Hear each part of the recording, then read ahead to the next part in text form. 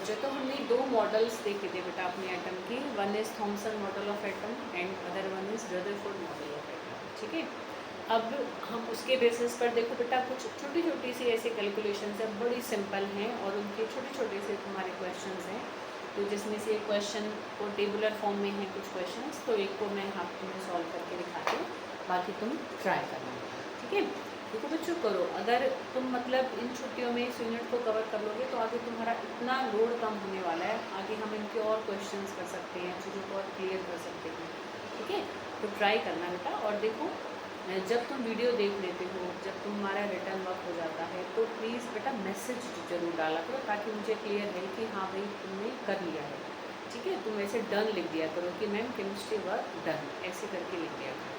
ठीक है, असाइनमेंट भी अगर हो गया हो तुम्हारा फर्स्ट यूनिट का तो लिख देना असाइनमेंट कंप्लीटेड, है ना, या assignment work has been done, कुछ भी करके लिख देना। असाइनमेंट से रिलेटेड भी तुम अपनी इन्फॉर्मेशन डालना कि वो काम हुआ है कि नहीं हुआ है। ठीक है, कोई प्रॉब्लम आ रही है असाइनमेंट की किसी क्वेश्चन में तो फ़ोटो खींच के भेज दो बेटा मुझे। ठीक है, मैं उसको सॉल्व करा दूँगी। तो पहले अपना असाइनमेंट कंप्लीट करो ऐसे एक दिन के अंदर, क्योंकि देखो अभी आज भी 3 तारीख है, वैसे टाइम निकलता जाएगा। तो आज अपना असाइनमेंट कंप्लीट करके अपना वीडियोस बेटा आज से देखो, कल से देखो।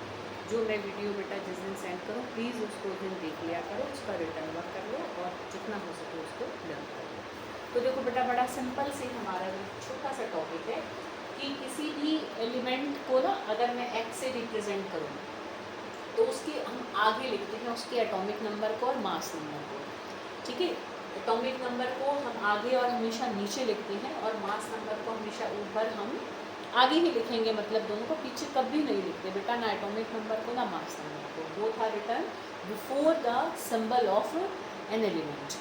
तो मान लो किसी का सिंबल एक्स है तो ए उसका क्या होता है बेटा, मास नंबर। ए मतलब ए से हम एटॉमिक नंबर पर चले जाते हैं, पर ध्यान रखना बेटा ए हम मास नंबर को कहते हैं और Z हम एटॉमिक नंबर को कहते हैं। जैसे सोडियम का तुम्हें याद हो तो 11 उसका एटॉमिक नंबर होता है और 23 उसका क्या होता है बेटा, मास नंबर। तो मास नंबर को हम ए से रिप्रेजेंट करते हैं और हम एटॉमिक नंबर को Z से रिप्रेजेंट करते हैं। अब देखो ये सिंपल से उनके बीच में रिलेशनशिप्स हैं कि किसी भी एटम के अंदर बेटा जो भी उसका एटॉमिक नंबर होगा उतने ही उसमें प्रोटॉन होते हैं और उतने ही उसमें क्या होते हैं, इलेक्ट्रॉन्स होते हैं। क्योंकि देखो एक एटम हमेशा न्यूट्रल होता है कि भाई मैंने खाली ऐसे लिखा सोडियम तो इस पर मैं कोई प्लस या माइनस का चार्ज नहीं लगाती हूँ। इट मीन्स उसमें जितने पॉजिटिवली चार्ज पार्टिकल्स होंगे उतने ही उसमें नेगेटिवली चार्ज पार्टिकल भी होंगे। ठीक है, तो वो दोनों हमेशा क्या होंगे बेटा, बराबर। ठीक है, तो प्रोटॉन जो भी एटॉमिक नंबर होगा, जैसे सोडियम का एटॉमिक नंबर क्या है, 11 है, तो 11 ही उसमें प्रोटॉन है और 11 ही उसमें इलेक्ट्रॉन है। ठीक है, अच्छा मास नंबर बेसिकली क्या होता है, जो हमारा ऐसे 23 है जैसे सोडियम का, वो उसके प्रोटॉन और न्यूट्रॉन का सम होता है, जोड़ है। ठीक है बेटा, तो प्रोटॉन उसमें हमें पता है कि कितने हैं, एटॉमिक नंबर के बराबर वो कितने हैं, 11। मास नंबर हमें पता है उसका कितना है, 23। तो मैं न्यूट्रॉन का नंबर निकाल सकती हूँ कि मैं मास नंबर में से प्रोटॉन का नंबर घटा दूँ या मैं मास नंबर में से एटॉमिक नंबर सब्ट्रैक्ट कर दूँ। तो किसी के भी अगर न्यूट्रॉन्स का नंबर निकालना है तो just subtract its atomic number from its mass number. ठीक है, तो 23 में से 11 को अगर मैं घटा दूंगी तो वो उसमें क्या आ जाएगा, न्यूट्रॉन्स की संख्या आ जाएगी। तो ये इस सिंपल जस्ट इस बेसिस पर, इन छोटे छोटे हमारे रिलेशनशिप्स के बेसिस पर वी हैव सम क्वेश्चंस। तो बहुत आसान है वो, तो उनमें से तुम एक दो जितने ट्राई कर सकते हो कर लेना। एक मैं तुम्हें यहाँ कराती हूँ, जैसे कि टेबल ये गिवन है तुम्हारे उसमें। तो अब यहाँ पर ये जो भी यहाँ पर डैश हैं जो फिलअप्स हैं, तो उन फिलअप इन ब्लैंक्स को बेसिकली हमें क्या करना है, फिल करना है।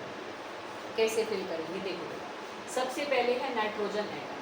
तो उसने देखो हमें न्यूट्रॉन का नंबर दिया और इलेक्ट्रॉन का दिया। अब ध्यान से देखो जितने इलेक्ट्रॉन होते हैं उतने ही क्या होते हैं बेटा, प्रोटॉन होते हैं। तो प्रोटॉन में भी 7 लिख दो। इलेक्ट्रॉन और प्रोटॉन बराबर होते हैं और दोनों ही बराबर होते हैं एटॉमिक नंबर के। तो अब यहाँ पर मैं एटॉमिक नंबर भी इसका क्या हो जाएगा, 7। Z क्या है, एटॉमिक नंबर। ठीक है, ये याद रखना है बच्चों। और E हमारा क्या है, मास नंबर। ठीक है, अब मास नंबर हमें यहाँ और फाइंड आउट करना है। मास नंबर क्या होता है, ध्यान से देखो बेटा, प्रोटॉन और न्यूट्रॉन का सम, जोड़। तो प्रोटॉन हमारा कितने हैं 7, न्यूट्रॉन कितने हैं 7, तो कितना आ जाएगा मास नंबर 40। वैसे भी तुम्हें टेबल से याद होगा, तो मास नंबर और एटॉमिक नंबर को तुम जस्ट अपनी उस लर्निंग से ही निकाल सकते हो। बट सिर्फ यहाँ भी आपस में इन दो सबका एक दूसरे के साथ रिलेशनशिप इन केस हमें नहीं भी याद है, तो जो हमें यहाँ गिवन कर रखा है ना, उससे भी हम यहाँ पर निकाल सकते हैं just by using this simple फॉर्मूले। ठीक है बेटा। तो अब यहाँ देखो, जैसे अब यहाँ ध्यान से पहले देखोगे ना, तो ये है Ca2 पॉजिटिव। अब Ca2 पॉजिटिव का क्या मतलब है बेटा, कि किसी के ऊपर भी बेटा जितना पॉजिटिव चार्ज होता है ना, इसका मतलब उसमें से हमने उतने इलेक्ट्रॉन निकाल दिए, प्रोटॉन नहीं छेड़े। प्रोटॉन पे कोई इफेक्ट नहीं आता जब किसी भी हम ऐसे कोई आयन लिखते हैं, ठीक है। किसी भी एटम के ऊपर अगर चार्ज अगर शो हो रहा होता है तो दैट बिकम आयन, ठीक है बेटा। तो वो पॉजिटिव चार्ज है या नेगेटिव चार्ज है, तो जितना उस पर पॉजिटिव चार्ज होता है इसका मतलब उतने तो उसमें से इलेक्ट्रॉन निकाल दिए गए हैं। अगर उसके ऊपर नेगेटिव चार्ज है तो इसका मतलब उसको उतने इलेक्ट्रॉन दे दिए गए हैं, ठीक है। तो अब हम जो भी इलेक्ट्रॉन का नंबर अपनी नॉर्मल इस रिलेशनशिप से निकालेंगे, उसमें से 2 हम कम कर देंगे, क्योंकि उसने इसके ऊपर 2 पॉजिटिव चार्ज शो कर रखा है। तो और ध्यान से देखेंगे बेटा, तो इसने Z हमें दिया है 20, तो जो Z होता है वही प्रोटॉन का नंबर होता है, तो मैंने 20 तो लिख दिया, क्योंकि प्रोटॉन पे तो कोई फ़र्क नहीं पड़ेगा जब उसके ऊपर चार्ज आया, पर इलेक्ट्रॉन पे फ़र्क पड़ेगा। तो इलेक्ट्रॉन में क्या फ़र्क पड़ेगा कि 2 इलेक्ट्रॉन कम हो गए। नॉर्मली कितने होते हैं उसमें इलेक्ट्रॉन 20, पर क्योंकि 2 पॉजिटिव चार्ज हैं तो 2 इलेक्ट्रॉन कम हो गए, तो अब इसमें इलेक्ट्रॉन आ गए हमारे 18, ठीक है बेटा। अब हम यहाँ पर क्या निकाल लेंगे, ये हमारा क्या है बेटा मास नंबर। मास नंबर क्या होता है, प्रोटॉन और न्यूट्रॉन का सम। प्रोटॉन और न्यूट्रॉन का सम होता है, इलेक्ट्रॉन और न्यूट्रॉन का सम नहीं होता बेटा। इसलिए हम इनको मिलाकर न्यूक्लियॉन्स भी कहते हैं, कि न्यूक्लियस में रहने वाले पार्टिकल, क्योंकि न्यूट्रॉन्स डिस्कवर हो गए थे तो पता लगा क्योंकि वो भी हैवी हैं तो वो भी प्रोटॉन के साथ न्यूक्लियस में ही रहते होंगे। तो न्यूक्लियस में रहने वाले पार्टिकल्स को हम न्यूक्लियॉन्स कहते हैं, जो बेसिकली प्रोटॉन और न्यूट्रॉन दोनों होते हैं। तो दोनों का सम ही मास नंबर होता है, ठीक है बेटा। तो यहाँ पर प्रोटॉन और न्यूट्रॉन को मैं जोड़ दूँ तो ये हमारा कितना आ जाएगा, कैल्शियम का मास नंबर 40, टेबल से भी तुम्हें आ जाएगा। अब ऑक्सीजन को अगर हम देखें तो देखो बेटा मास नंबर 16, एटॉमिक नंबर 8, तो जितना एटॉमिक नंबर उतने ही क्या होते हैं प्रोटॉन, जितने प्रोटॉन होते हैं उतने ही क्या होते हैं इलेक्ट्रॉन, अगर कोई चार्ज नहीं है, ठीक है। अब ध्यान से देखो न्यूट्रॉन कैसे निकालते हैं, ए में से Z को घटा देते हैं। तो देखो ए में से जब Z को सब्ट्रैक्ट किया था तो हमारे क्या आ गए थे बेटा, प्रोटॉन्स का नंबर, न्यूट्रॉन्स का नंबर आ गया था। तो इसका ए हमारा कितना है 16, Z कितना है 8, तो 16 में से 8 को घटाओगे तो कितने आ जाएंगे 8, ठीक है। ऐसे हमने निकाल लिया। अब हम ब्रोमाइड आयन, ये हमारा ध्यान से देखो, तो दिस इज ब्रोमाइड आयन, ठीक है। देखो बेटा बुक में ये नाम लिखा हुआ है पूरा कैल्शियम आयन, ठीक है। यहाँ पूरा नाम लिखा हुआ है ब्रोमाइड आयन, BROMID करके। मैंने उसको फॉर्मूले के जो भी उसका सिंबल है उसको जस्ट यूज़ कर लिया है। अभी क्योंकि तुम 11th में हो तो धीरे धीरे तुम्हें पता लग जाएगा कि किस पर कितना चार्ज है, तो इसलिए अभी क्योंकि तुम्हें नहीं पता है इसलिए मैंने यहाँ पर आयन का सिंबल ही लिख दिया है, ठीक है। कहीं अटको मेरे से पूछो, धीरे धीरे तुम्हें इसकी नॉलेज होती चलेगी। अब ध्यान से देखो बेटा, यहाँ न्यूट्रॉन दे रखी है ना, ये थोड़ा सा टफ है, चारों में ध्यान से देखें तो न्यूट्रॉन दे रखे हैं जो कि है 45, इलेक्ट्रॉन दे रखे हैं जो कि है 36, पर इलेक्ट्रॉन किसके दे रखे हैं, Br नेगेटिव के दे रखे हैं, Br के नहीं दिए हैं। तो Br नेगेटिव मतलब उसमें एक इलेक्ट्रॉन फालतू है, ठीक है। जितने एक्चुअल में होते ब्रोमीन में उससे एक इलेक्ट्रॉन फालतू है, तो फालतू के साथ ही तो इसने तो हमें पूरे Br नेगेटिव का दिया ना, जो कि कितने हो गए अब 36, तो एक फालतू है, एक कम कर दो तो उतने उसमें प्रोटॉन होंगे। तो प्रोटॉन और इलेक्ट्रॉन कब बराबर हैं, अगर वो न्यूट्रल एटम होता, तो ब्रोमीन न्यूट्रल कब होगा, जब उसमें से एक इलेक्ट्रॉन हम कम कर दें। तो एक क्योंकि एक नेगेटिव चार्ज वाले का इसने इलेक्ट्रॉन्स का नंबर हमें प्रोवाइड किया है, तो विद डैट 1 इलेक्ट्रॉन वो 36 हैं। अगर उस एक को हटा दो तो कितने रह जाएंगे 35, तो 35 उसमें होंगे प्रोटॉन, 35 उसका क्या होगा एटॉमिक नंबर, ठीक है बेटा। अब प्रोटॉन और न्यूट्रॉन का जोड़ दो तो ये 80 हमारा इसका क्या आ जाएगा मास नंबर, ठीक है। तो इस तरीके से हम इस टेबल को कर सकते हैं।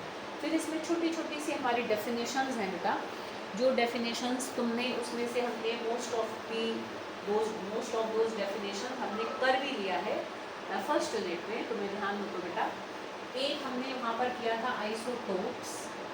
क्या होते हैं आइसोटोप्स, याद है बेटा?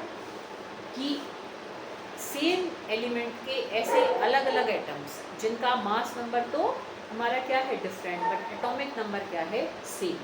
जैसे कि क्लोरीन, क्लोरीन का हमारा 17 होता है बेटा एटॉमिक नंबर, तो वो 35 मास नंबर वाला भी मिलता है, 37 मास नंबर वाला भी मिलता है। तो जिनका एटॉमिक नंबर सेम हो और मास नंबर डिफरेंट हो तो ऐसे एटम्स को हम क्या कहते हैं बेटा आइसोटोप्स। और अगर ऑपोजिट कर दें कि अगर हमारा नीचे वाले तो बराबर हो जाए, ऊपर वाले अलग हो जाए, क्योंकि एटॉमिक नंबर अलग होगा तो वो एटम हो जाएंगे अलग अलग एलिमेंट।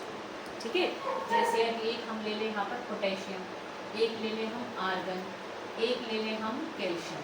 तो ये 40 वाला, ये भी 40 वाला और ये भी 40 वाला हमें नेचर में मिलता है।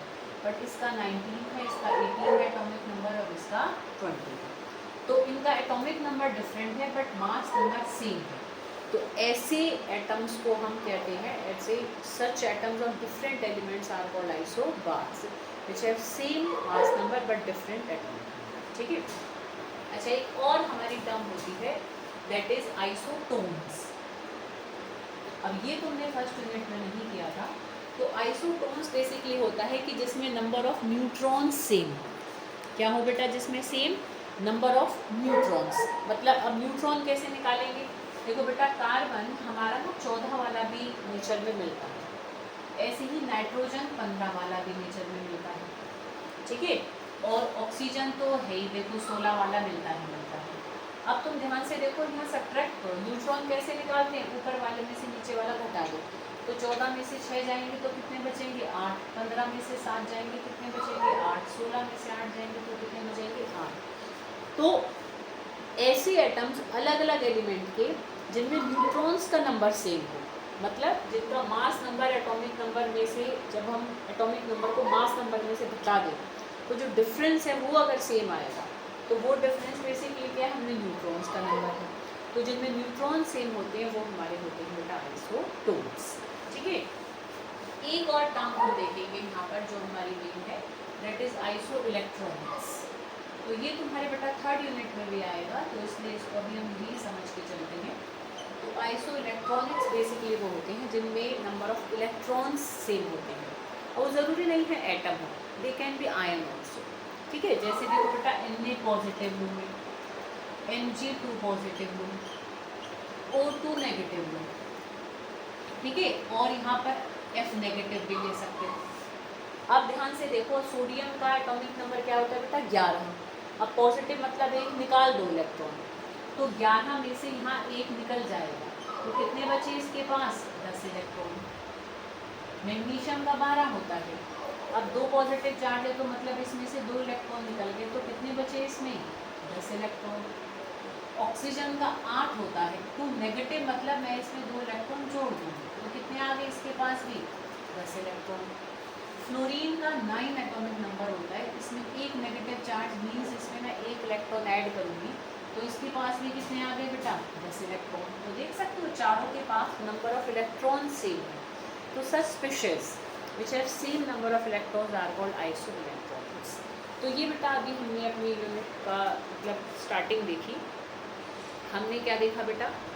हमने डिफरेंट फंडामेंटल पार्टिकल्स देखे, electron, proton, neutron, how they are arrange in an atom. तो इसको हमें थॉमसन ने समझाया, फिर रदरफोर्ड ने समझाया। न्यूट्रॉन के बारे में इन दोनों ने कुछ नहीं बताया क्योंकि न्यूट्रॉन जब तक डिस्कवर ही नहीं हुआ। ठीक है, तो उन्होंने अपना अपना मॉडल दिया, अपनी अपनी मेहनत की, हमने उनके एफर्ट्स को देखा। तो हमने थॉमसन का मॉडल देखा, रदरफोर्ड का मॉडल देखा, और उन सब के बेसिस पर जब न्यूट्रॉन भी डिस्कवर हो गए तो फिर हमने एटॉमिक नंबर क्या है, मास नंबर क्या है, इलेक्ट्रॉन, प्रोटॉन, न्यूट्रॉन क्या है, how can we find out electron, proton and neutron with the help of atomic number और मास नंबर, या किसी को भी किसी की हेल्प से कैसे निकाल सकते हैं। तो ये हमने क्वेश्चन के फॉर्म में देखा। तो ऐसे और क्वेश्चंस भी बेटा मैं टिक करके भेजूंगी, तो साथ साथ में क्वेश्चंस भी भेजूंगी, रिटर्न वर्क भी भेजूंगी। टाइमली बेटा कोशिश करना कि उनको डेली का काम डेली कवर कर सको। जब कभी ना हो पाए तो मैसेज डाल दो कि मैम हम आज नहीं कर पाए थे, तो अब हम कल कर लेंगे। ठीक है, तो जितना तुम रेगुलर रहोगे मुझे मैसेज करने में, उतना ही मुझे तुम्हें आगे का काम भेजने में बेटा थोड़ा ईजीनेस होगी। ठीक है, तो ऑल द बेस्ट, अच्छे से बेटा अपना छुट्टियों में इस यूनिट को कोशिश करना कवर करके आओ।